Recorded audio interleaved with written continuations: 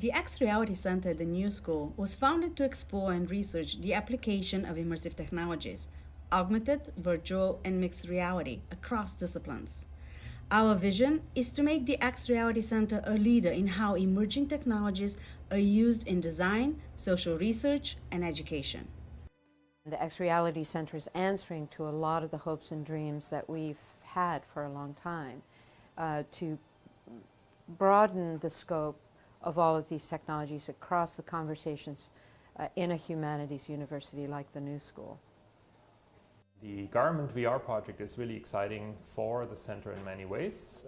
First of all, it is a fashion resource that allows students to study and get up close to very precious and rare artifacts, learn how they're made and how they move, and also their historical significance.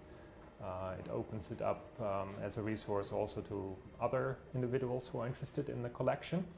And as a project, as it's been made, it really also brings together faculty and students to produce the work itself.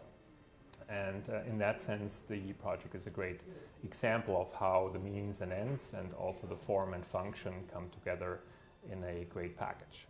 As we go forward with looking at the technologies relevant to fashion, I was very keen to identify new tools and technologies that exist out there. One great opportunity Parsons gave us was the launch of the new XR Labs.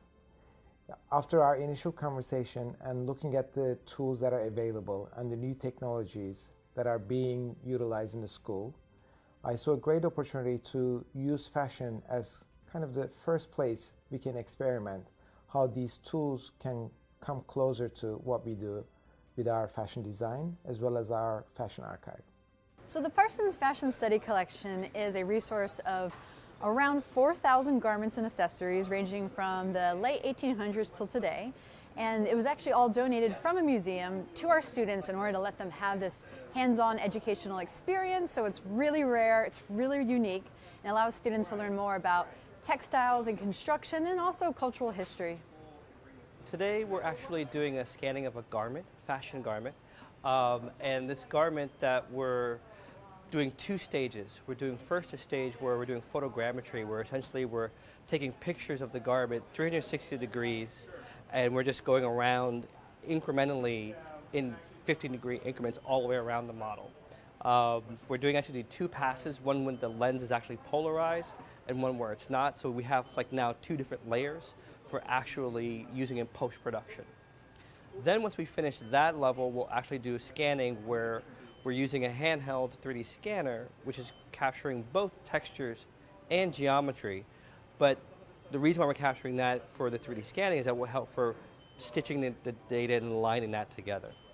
Once those two data sets are finished, we then compile them in post to then combine them to create the final 3D model. With the Parsons Fashion Study Collection virtual reality experience, we are opening the opportunity for our students, both on our New York City campus and those abroad in Paris and alumni around the world, to experience the full beauty of these garments.